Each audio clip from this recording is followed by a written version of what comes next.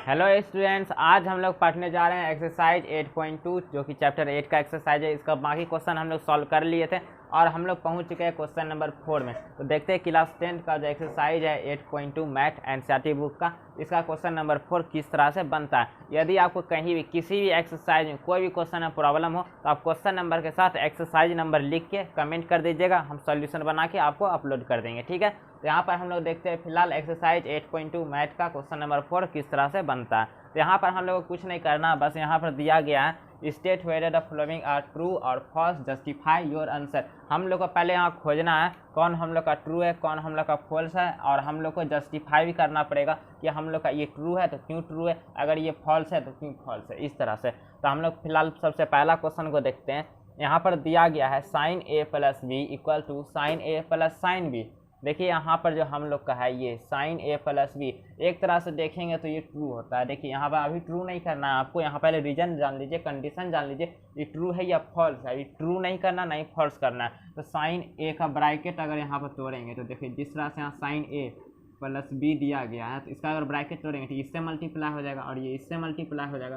तो हम लोग का हो सकता है sine A plus sine B, जो कि यहाँ पर दिया गया, लेकिन ये ट्रू नहीं है, ये फॉल्स है। क्यों फॉल्स है? क्योंकि देखिए साइन ए प्लस बी जो होता है ना, ये यहाँ पर इस तरह से डिटेक्ट नहीं हो सकता, ये गलत है। हम लोग का क्या होता है, साइन ए प्लस बी का एक फार्मूला होता है। क्या फार्मूला होता है? यहाँ पर देखिए इस बॉक्स में हम लोग क्या कर लेते हैं, जस्टिफाई कर लेते हैं। तो यहाँ पर देखिए इसको जस्टिफाई किस तरह से करेंगे, इस तरह से हम लोग लिख देते हैं जस्टिफिकेशन, और साथ में देखिए यहाँ पर साइन ए प्लस बी जो दिया गया है इसका एक फार्मूला होता है। क्या फार्मूला होता है? देखिए sine A plus B equal to होता है, ये फार्मूला इसका फिक्स है, sine A cos B plus cos A sine B, ये फार्मूला होता है। Sine A plus B equal to, ये हम लोग का फार्मूला बन जाता है, sine A plus B equal to sine A cos B plus cos A sine B. इस तरह से ये हम लोग का फार्मूला बनता है, यही इसका जस्टिफिकेशन है। तो ये जो हो गया हम लोग का क्या हो गया, फॉल्स हो गया, क्योंकि sine A plus B equal to sine A plus sine B नहीं होता है। इस तरह से फार्मूला होता है sine A cos B plus cos A sine B. ठीक है, तो यहाँ पर हम लोग इसको कर देते हैं क्या, फॉल्स। अब ये कहेगा कि फॉल्स क्यों, जस्टिफाई करिए। तो इसका जस्टिफिकेशन यहाँ है, यहाँ पर आप बिकॉज करके भी लिख सकते हैं या जस्टिफिकेशन या चेक करके कुछ भी लिख सकते हैं। तो यही हम लोग का यहाँ पर रीजन, मेन रीजन इसका फॉल्स होने का बस यही है। अब देखते हैं हम लोग अगला क्वेश्चन को। यहाँ तक तो हम लोग का क्या हुआ, क्वेश्चन नंबर 1 सॉल्व हो गया, फुल्ली सॉल्व हो गया, ये हम लोग का निकला क्या, फॉल्स। अब देखते हैं दूसरा को।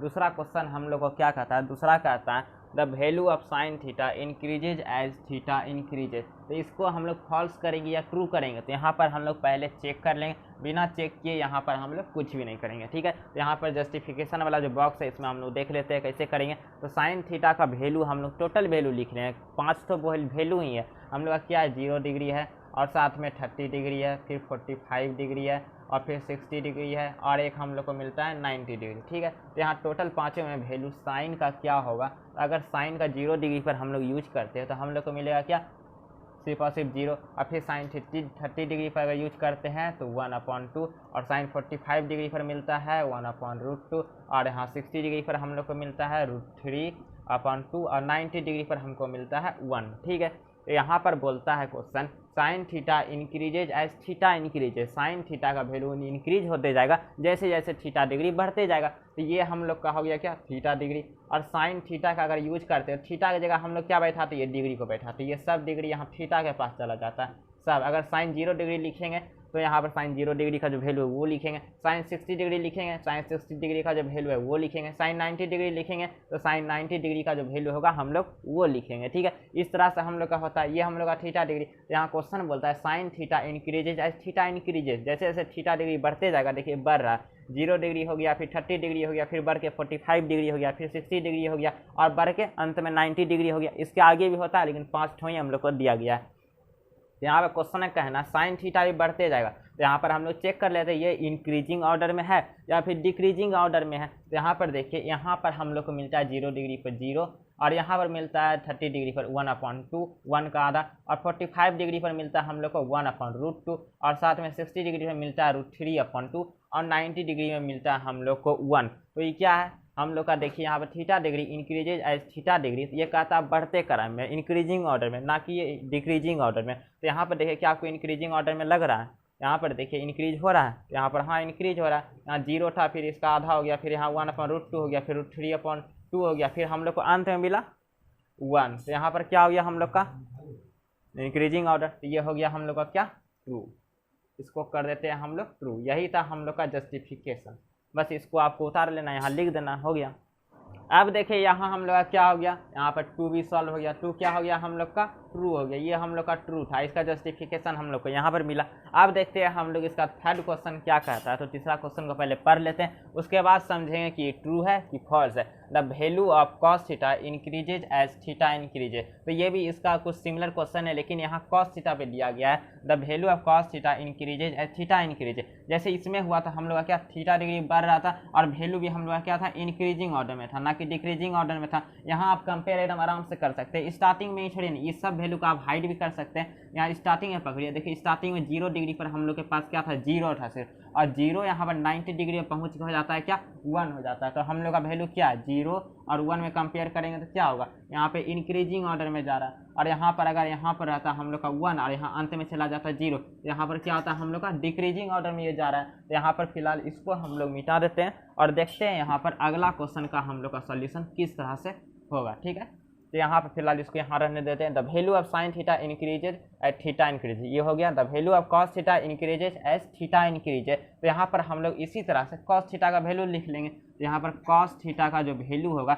0 डिग्री पर कॉस थीटा का वैल्यू हो जाएगा क्या, यहाँ फिलहाल इसको 0 डिग्री पर कॉस थीटा का वैल्यू को लिखने के लिए हम लोग देखेंगे डायरेक्टली यहाँ पर हम लोग को क्या मिलता है। तो यहाँ पर देखिए हम लोग का ये जो वैल्यू इस तरफ से आ रहा है ना, ये हम लोग का इस तरफ से लिखा है, उल्टा लिखा है, उल्टा गिनती लिखेंगे। जैसे इधर से सीधा लिखते जा रहे थे, ये हम लोग उल्टा लिखते जाएंगे। ठीक है, यहाँ पर हम लोग क्या कर लेंगे, 1 को यहाँ ले आएंगे और साथ में √3/2 को यहाँ ले आएंगे, ये यहीं पे रह जाएगा 1/√2, और इसको हम लोग यहाँ पहुँचा देंगे और 0 का हम लोग यहाँ पे डाल देंगे। ठीक है, बहुत अच्छा, हम लोग वैल्यू तो लिख लिए। ठीक है, अब वैल्यू लिख लिया, तो वैल्यू के अनुसार क्या ये वर्ड है, यहाँ जो सेंटेंस लिखा हुआ है इसके अनुसार है, ये कहता है cos theta increases as theta increases. तो यहाँ पर हम क्या बताए थे, सिर्फ स्टार्टिंग वाला वैल्यू को पकड़िए और इसको पकड़िए, बाकी वैल्यू को आप हाइड भी कर सकते हैं, बाकी हम सिमिलर बैठेगा इसके तरह।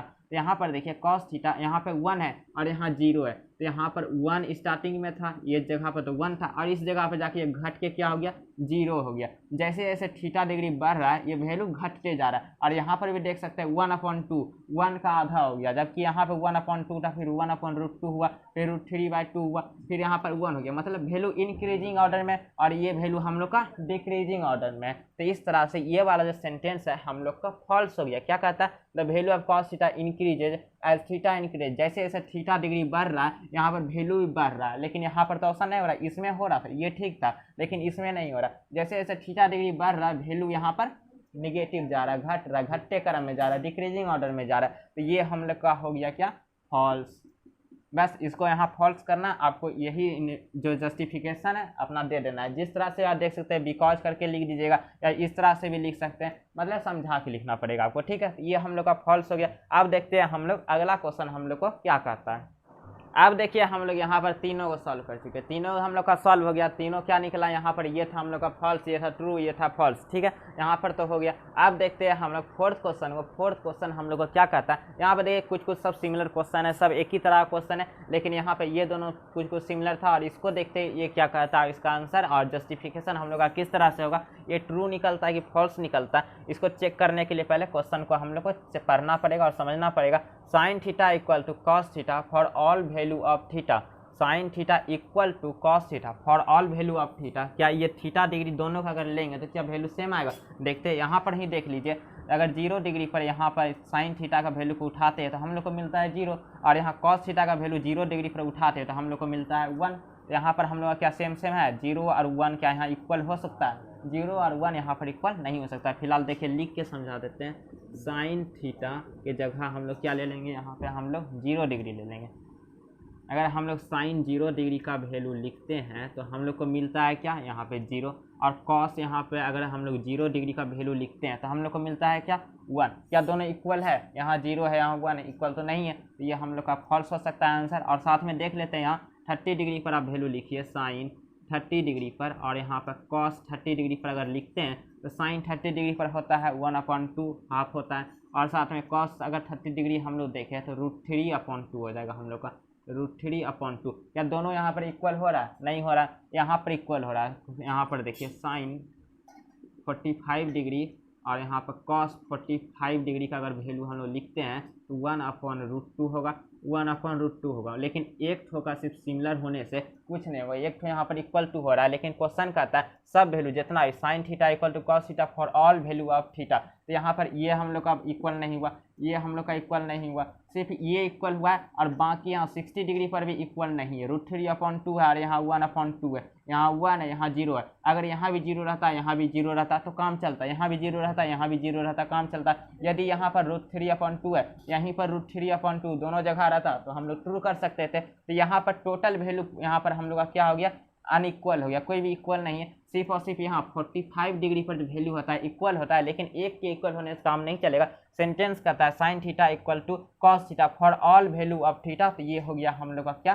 False answer. और जस्टिफिकेशन में आपको यही लिखना पड़ेगा, जो हम आपको बोल रहे हैं वो आप जस्टिफिकेशन है वर्ड वाइज यहाँ पर उतार दीजिएगा। अब यहाँ तक देखिए हम लोग क्वेश्चन नंबर 4 का चारों सॉल्व हो चुका है, 4 तक सॉल्व कर लिए। अब देखते हैं 5वां हम लोग का ट्रू होगा कि फॉल्स होगा। तो फिलहाल क्वेश्चन को पढ़ लेते हैं और देखते हैं, अगर आप गेस कर सकते हैं तो कमेंट कर सकते हैं।